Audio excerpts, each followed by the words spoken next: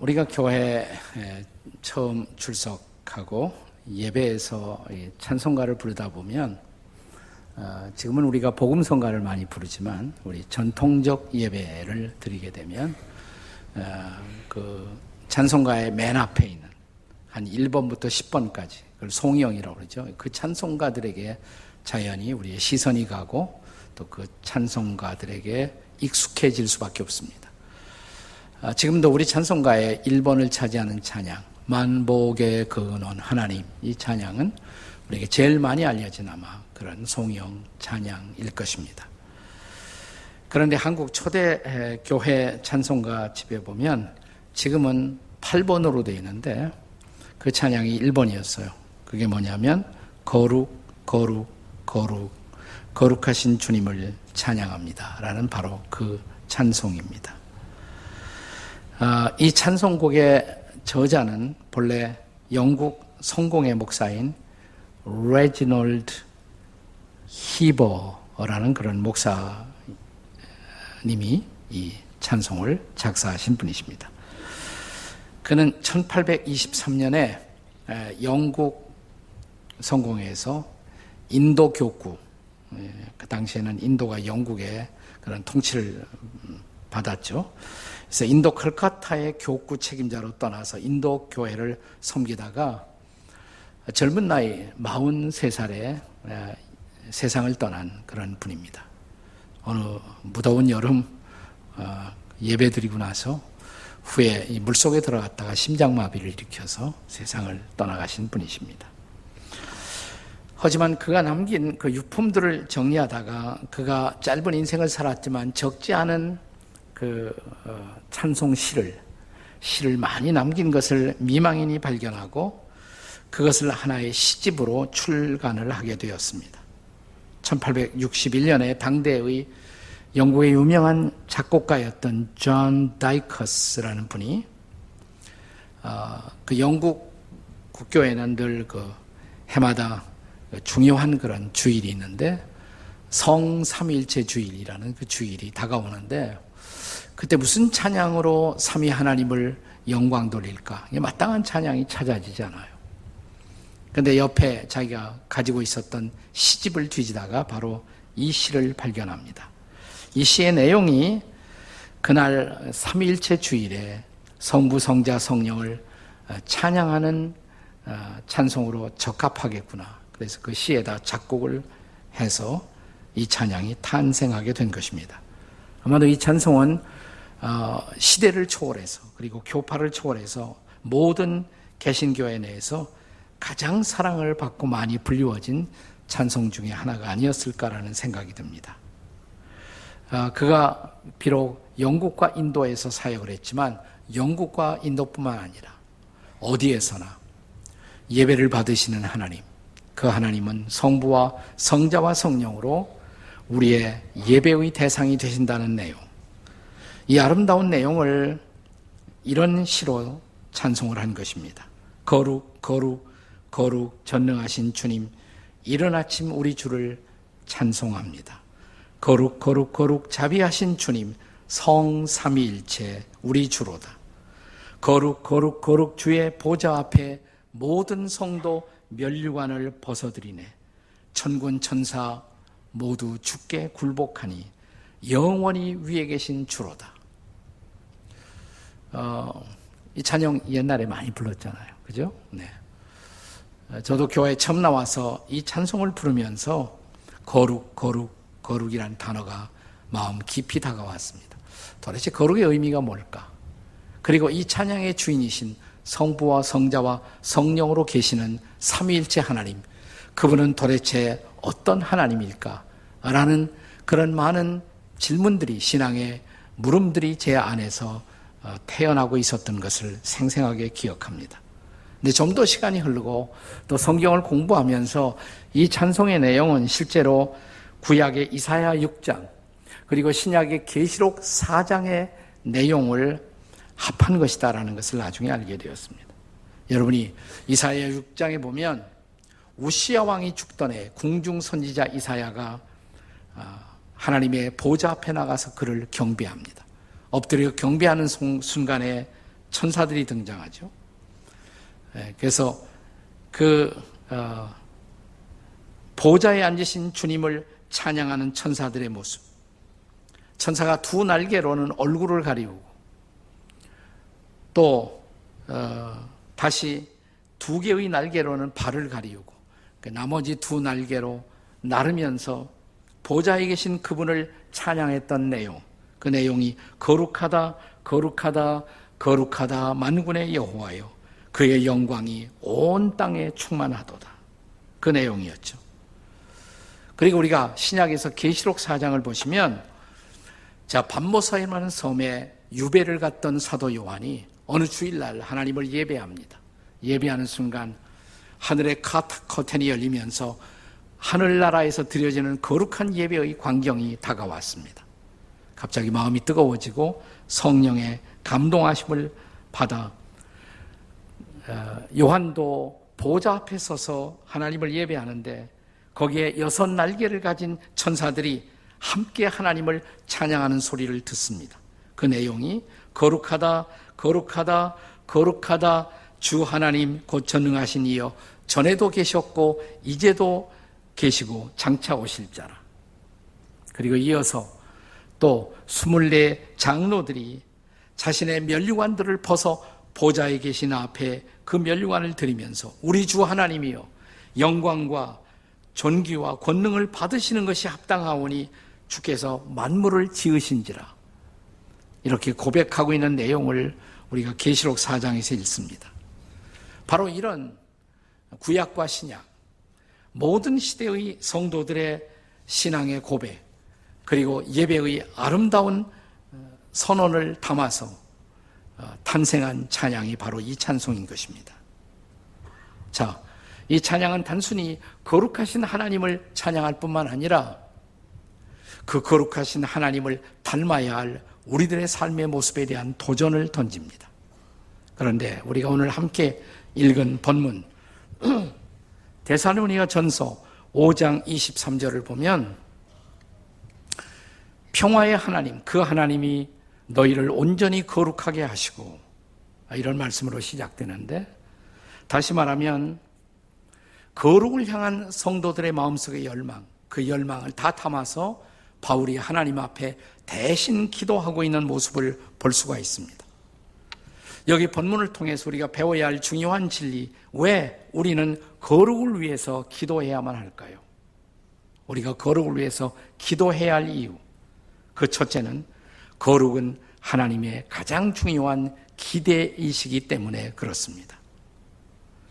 자, 바울은 이미 오늘 본문은 데살로니가 전서 5장이지만 한 장 앞서서 4장 3절에 보시면 거룩의 중요성을 데살로니가 성도들에게 이렇게 편지로 도전합니다. 자, 한번 같이 읽겠습니다. 데살로니가 전서 4장 3절에요. 시작. 하나님의 뜻은 이것이니 곧 너희의 거룩함이라. 자, 하나님의 뜻은 뭐라고 그랬어요? 너희의 거룩함이다. 자, 우리가 성경을 읽다가 하나님의 뜻은 이것이니 이런 대목이 많지는 않아요. 근데 중요한 대목들이에요. 하나님의 뜻은 이것이다. 하나님의 절대적인 기대, 우리를 향한 기대를 말씀하실 때 바로 이런 대목이 등장합니다. 자, 예컨대 요한복음 6장 40절에서 예수님이 하신 말씀입니다. 한번 같이 읽겠습니다. 요한복음 6장 40절 시작. 내 아버지의 뜻은 아들을 보고 믿는 자마다 영생을 얻는 이것이니 마지막 날에 내가 이를 다시 살리리라. 여기 아버지의 뜻은 뭐라는 거예요? 예수님이 말씀하시기를 내 아버지 하나님의 뜻은 아들 예수를 보고 믿는 자마다 영생을 얻는 것이다. 예수 믿고 영생 얻는 것, 구원받는 것이 하나님의 뜻이라는 것이에요. 그건 하나님의 절대적인 기대예요. 그 무엇보다 하나님이 가장 중요하게 여기시는 것, 우리 인생들이 예수 믿고 구원받아 하나님의 백성이 되는 것입니다. 그런데 같은 레벨, 같은 차원에서 여기 하나님의 뜻에 대한 또 하나의 중요성이 우리가 읽은 데살로니가 전서 4장 3절에 기록되고 있는 거죠. 자, 하나님의 뜻은 이것이니 뭐라고 그랬어요? 너희의 거룩함이라. 그러니까 우리가 예수 믿고 구원받는 거, 그만큼 또 하나 중요한 하나님의 기대가 우리의 거룩함이라는 것입니다. 사실 우리가 예수님을 우리의 구주와 주님으로 믿고 예수님을 영접하는 순간 우리에게 구원이 이루어지죠. 그런데 우리가 구원받는 그 순간부터 우리는 평생을 통한 중요한 숙제를 받습니다. 그 숙제가 뭘까요? 거룩함을 이루어가는 숙제입니다. 성화라고 그래요. 기독교 교리에서는 성화의 숙제인 것입니다. 다시 말하면 나를 구원하신 그 주님을, 거룩하신 주님을 닮아가는 평생의 과정, 그것이 바로 그리스도인들의 삶이죠. 자, 사실 구원은 넓은 의미에서 거기까지 다 포함하는 것입니다. 우리가 흔히 기독교 구원론을 세 가지 단계로 말합니다. 그 첫째 단계는 예수 믿는 순간 우리가 죄사함을 받고 의롭다함을 받습니다. 이 첫 단계예요. 칭의의 단계, justification. 예수 믿고 의롭다함을 받는다. 죄는 사함받고 의롭다함을 받는다. 이게 첫 단계예요. 그러나 하나님의 구원의 스케일은, 구원의 그 전망은 여기서 끝나지 않고 칭의, 의롭다함을 받은 사람들에게 요구되는 두 번째 단계, 그걸 성화라고 부르지 않습니까? sanctification, 거룩해진다. 이게 평생을 통한 과정이에요, 성화. 그리고 이 성화가 완성되는 마지막 순간, 이 구원의 완성의 마지막 세 번째 단계, 그걸 우리는 영화의 단계라고 부릅니다. glorification. 거룩하신 주님이 온전히 우리가 그분을 닮아 그분의 영화로우심처럼 우리도 영화롭게 되는 것, 이게 영화의 단계인 것입니다. 자, 오늘 우리가 함께 읽은 본문의 24절에 보시면 바울은 이렇게 말씀하고 있습니다. 같이 읽겠습니다. 24절 시작. 너희를 부르시는 이는 미쁘시니 그가 또한 이루시리라. 자, 하나님이 저와 여러분을 부르셨어요. 그분은 신실하신 분, 신실하신 주님이 우리를 불렀을 때 우리에게 이루고자 하는 목적이 있단 말이죠. 그게 뭘까요? 자, 여기 부르심이란 단어가 나오는데 이제 사도 베드로가 쓴 말씀, 베드로전서 1장 15절과 16절의 말씀을 같이 읽겠습니다. 함께 같이 읽습니다. 시작. 오직 너희를 부르신 거룩한 이처럼 너희도 모든 행실에 거룩한 자가 되라. 기록되었을 때 내가 거룩하니 너희도 거룩할지어다. 네. 주님이 우리를 부르셨다고 그랬어요. 근데 어디로 부르셨다? 거룩한 삶으로 부르셨다는 거예요. 그리고 그것은 우리를 부르신 그분이 거룩하기 때문에 그분을 닮아가는 사건이 바로 거룩의 과제라는 것입니다. 자, 우리가 평생 동안 우리는 성화의 숙제, 거룩함을 이루어가는 이 숙제를 감당해야 되는데, 그러면 이 숙제가 완성되는 마지막 순간이 언제일까요? 그걸 본문에서 보자면 본문에 이런 표현이 등장하죠. 23절 보세요. 23절에 우리 주 예수 그리스도께서 강림하실 때라는 대목이 나옵니다. 예수님 다시 오실 때. 네. 그때까지 우리의 영도, 혼도, 몸도, 우리의 모든 것이 흠없이 거룩하게 보존되기를 원한다. 바로 그분이 다시 오시는 그때가 이 성화의 숙제가 완성되는 순간이란 말이죠. 그러니까 그때까지 우리는 평생 숙제를 해야 돼요. 거룩함을 이루어가는 숙제를. 우리가 구원받는 그 순간부터 우리는 주님을 닮아갑니다. 거룩하신 주님을. 그러나 일관성 있게 우리가 닮아가는 것은 아니죠. 때로 우리가 주님을 향한 시선을 잃어버릴 때, 우리의 믿음이 방황할 때, 우리의 거룩함의 숙제는 무뎌지고, 우리는 그분은 우리에게 거룩함을 요구하지만 오히려 추함 속에 허우적거리는 자신들의 모습을 종종 발견하기도 합니다.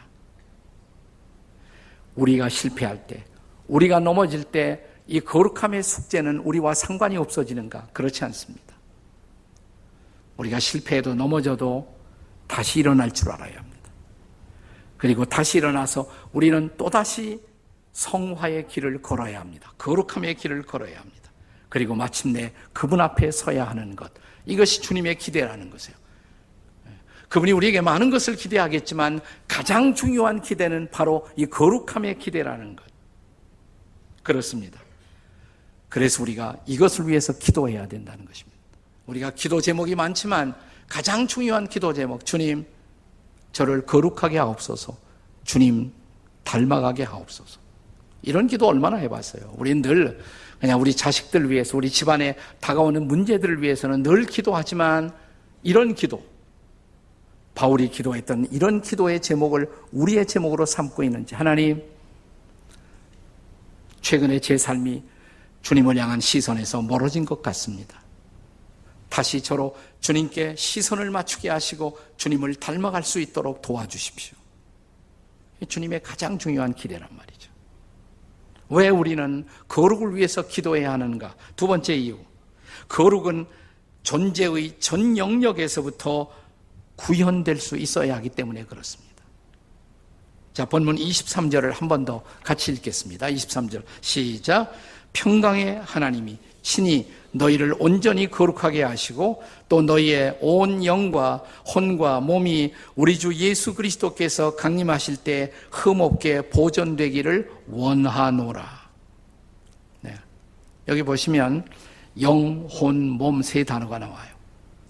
기독교 교리를 조금 공부하신 분들은 아마 이런 신학적인 용어를 들으신 일이 있을 것입니다. 인간의 존재는 3분설이냐 2분설이냐, 아마 얘기 들으셨을 거예요. 여기 세 가지가 나와요. 영, 혼, 몸. 그래서 인간의 존재는 본래 세 가지 요소로 되어 있다. 영과 혼과 몸이다. 그런가 하면 어떤 학자들은 영과 혼이라는 것은 근본적으로 구별되기 어렵다. 그래서 영혼은 하나로 보는 것이 옳다. 그래서 영혼과 육체 혹은 비물질과 물질, 그래서 이분설이 옳다. 이런 신학의 어떤 논쟁이 있어요. 그러나 저는 바울 사도가 이 말씀을 우리에게 주셨을 때 인간의 존재를 구분하기 위한 의도로 주셨다고 생각하지 않아요. 자, 여기 중요한 단어는 이것입니다. 영과 혼과 몸 하기 전에 그 앞에 바울이 먼저 강조한 단어가 있어요. 온 영과 혼과 몸이, 온이라는 단어가 나와요. 온. 이 히라보 원문에는 본래 홀로클레론이라는 단어로, 홀로클레론.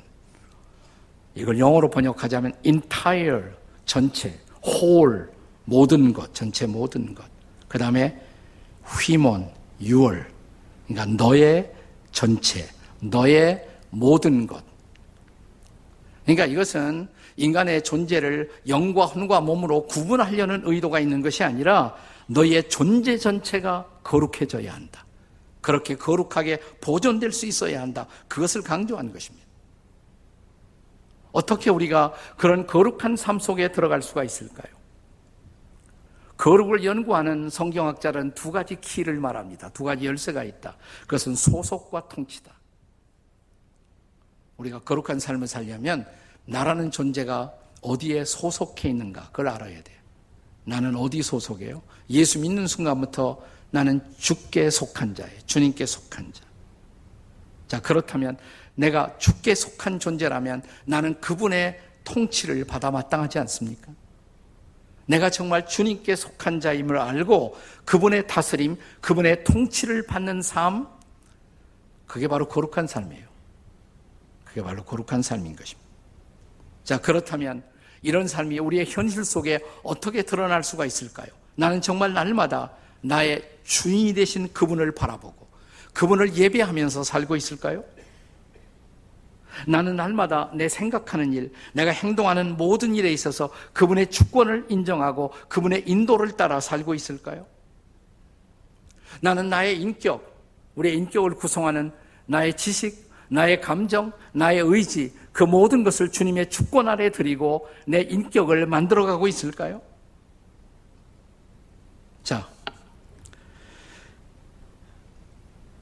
우리가 이 거룩을 실현하는, 구현하는 삶, 그러면 우리는 거룩함, 그러면 우리가 교회 나와서 열심히 예배드리고 뭐 성경 공부하고 이런 것만 연상하기 쉽지만 바울은 지금 거룩함의 삶의 현장을 말하면서 어떤 상황을 얘기하고 있는지 잘 들어보세요. 자, 우리가 조금 전에 말했던 데살로니가전서 4장 3절에 하나님의 뜻은 너희의 거룩함이라고. 근데 어떤 맥락 속에서 어떤 상황에서 바울이 이 말씀을 우리에게 주었을까? 다시 읽겠습니다. 데살로니가전서 4장 3절과 그 다음 4절까지 함께 같이 읽습니다. 다 같이 읽어요. 시작. 하나님의 뜻은 이것이니 너희의 거룩함이라 곧 음란을 버리고 그 다음에 각각 거룩함과 존귀함으로 자기의 아내를 대할 줄로 알아. 부부관계를 배경으로 해서 이 말씀을 주시고 있어요. 부부관계. 네. 내 아내를 존귀히 여기고 아내와 더불어 거룩한 부부관계를 이루어가라. 그런 맥락 속에서 하나님의 뜻은 이것이다. 너희의 거룩함이다. 이 말씀을 하고 있어요. 다시 말하면 거룩함이라는 것은 어떤 예배나 그런 소위 영적인 상황뿐만이 아니라 우리의 실제적인 삶의 자리, 부부의 성적인 순결 혹은 부부의 성적인 신실함으로 입증되고 드러날 수 있어야 한다는 것입니다. 그것이 바로 거룩함이라는 것입니다. 내가 하나님이 내게 주신 아내를 소중히 여기고 아내와의 결혼의 언약, 그 언약을 나는 성실하게 지켜나가고 있는가? 그것이 거룩함이라는 것이에요. 자, 성경에 보면 하나님이 이혼을 싫어하신다는 말씀이 있어요. 저는 이혼이 용서받을 수 없는 죄라고 생각하지 않습니다. 어쩔 수 없는 상황 속에 이미 이혼이라는 상황 속에 떨어졌다면 이분들은 다시 일어나야 할 필요가 있다고 저는 생각하는 사람이에요. 그런데 말라기 2장에 보면 하나님이 싫어하시는 것 하면서 두 가지를 열거해요. 이혼과 학대입니다. 부부관계 속에서 배우자를 학대하고 마침내 배우자를 버리고 갈라서는 것. 하나님이 가장 미워하는 것이다. 이렇게 성경이 말합니다. 왜 그런가? 자, 그 직전의 구절을 보시면 그것은 하나님과 약속하신 언약을 깨트린 것이기 때문에 이런 말씀이 나와요. 하나님이 소중히 여기시는 것. 너는 약속을 지키며 나와 더불어 살고 있느냐? 우리가 예수를 믿는 순간 우리는 하나님과 언약 관계 속에 들어가요. 그리고 우리는 하나님의 언약의 말씀을 날마다 읽어요. 구약, 신약, 이 언약의 말씀이에요. 그리고 그분과 약속의 관계 속에서 살아갑니다. 결혼도 언약의 관계죠. 결혼할 때 우리는 하나님 앞에서 하나님을 사이에 두고 부부 사이에 언약을 맺습니다. 그럼 그 약속 지켜야죠. 그게 거룩함이라는 것이에요. 그게 신실함이라는 것입니다. 그분과의 약속, 그분의 기대를 따르는 모든 삶의 영역에서의 신실함을 지키는 것, 이 거룩함이 우리의 삶 속에서 이루어지고 있는가? 우리의 삶의 모든 영역 속에 이루어지는 거룩함, 그것을 하나님이 기대한다는 것입니다. 왜 우리는 거룩을 위해서 기도해야 할까요? 세 번째로, 거룩이라는 것은 하나님의 도우심을 통해서만 실현될 수가 있기 때문에 그렇습니다. 내 힘으로 안 돼요. 내 노력만으로 안 돼요. 그분이 도와주시지 않으면 거룩해질 수 없다는 것입니다. 자, 이 거룩이라는 주제를 연구하는 신학자나 영성가들은 두 가지의 상반된 주장을 때로 하기도 합니다. 한 입장은 뭐냐면 우리가 구원받는 것은 전적인 하나님의 은혜이지만 구원받은 후에 거룩함을 이루어가는 것은 전적으로 인간의 책임이다. 나의 책임이다. 나의 노력에만 달려있다. 이렇게 주장하는 분들도 있어요. 그럼 또 다른 입장은 구원이 전적으로 하나님의 은혜인 것처럼 성화도 거룩함도 전적으로 하나님의 은혜이다. 은혜 없이는 결단코 우리는 거룩해질 수가 없다.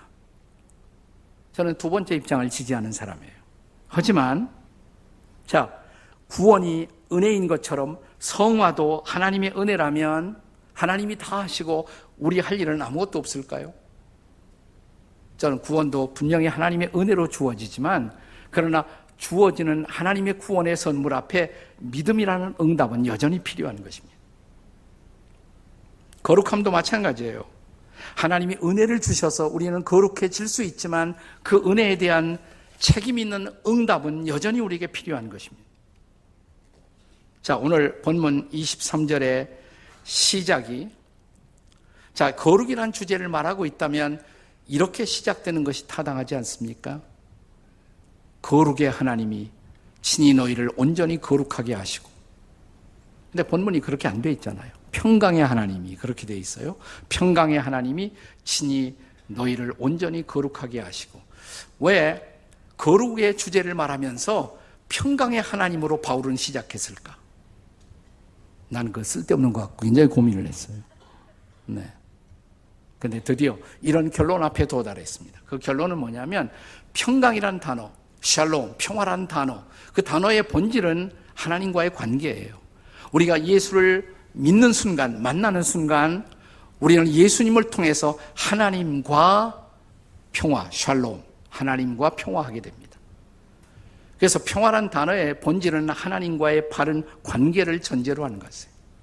하나님과 바른 관계 없이는 거룩함의 숙제를 이루어갈 수가 없어요. 그것이 가장 중요한 전제예요. 먼저 하나님과 관계 맺고 그 다음에 하나님의 도우심을 통해서 우리는 거룩함을 이루어갈 수가 있다는 것입니다. 자, 그러면서 바울은 오늘 본문 25절에서 또 우리를 위해서 기도하라, 기도 부탁을 하고 있어요. 기도를 부탁하는 행위는 내 힘만으로 안 되니까 하나님의 도우심을 기대한다는 거 아니에요? 우리의 힘이 아닌 그분의 힘, 그분의 도우심을 요구하는 것이 기도가 아니겠습니까? 우리가 거룩을 위해서 기도해야 할 이유, 내 힘만으로, 내 결심만으로 되지 않기 때문에. 그래서 하나님의 도우심을 구하는 거룩을 위한 기도가 우리 일상의 기도 속에 좀 있어야 한다는 거예요. 하나님, 저를 좀 거룩하게 해주세요. 더 주님 닮아가게 해주세요. 예? 우리의 기도 제목 속에 이런 기도가 들어올 수 있어야 한다는 거. 자, 빌립보서 2장 13절의 말씀을 기억하시나요? 같이 읽겠습니다. 빌립보서 2장 13절 시작. 너희 안에서 행하시는 이는 하나님이시니 자기의 기쁘신 뜻을 위하여 너희에게 소원을 두고 행하게 하시나니. 자, 우리 안에서 하나님이 행하신다 그랬어요.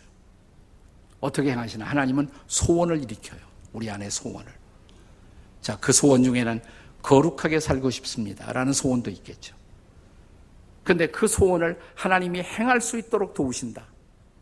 그러니까 거룩을 이루어가는 주체는 하나님이에요. 그러나 그 하나님 앞에 우리의 응답은 필요하다는 것입니다. 하나님이 나를 인도하실 때 우리는 민감하게 하나님의 인도를 알아차리고 응답하는 것은 여전히 필요하다는 것입니다.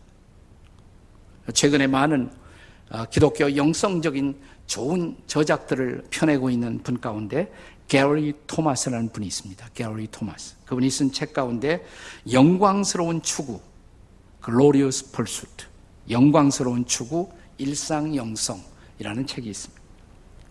이 책에 보니까 이분이 굉장히 아주 평범하지만 의미 있는 얘기를 해요. 한 번은 이분이 미국 서부에서 동부로 가는 비행기를 타게 되었어요. 근데 서부에서 동부로 가려도 비행기 타고 한 4시간 이상 가야 하지 않습니까?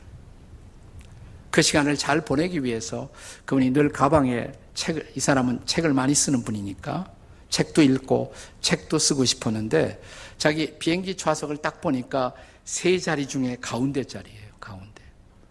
가운데 들어가서는 책을 펴기도 또 뭔가를 쓰기도 불편하잖아요.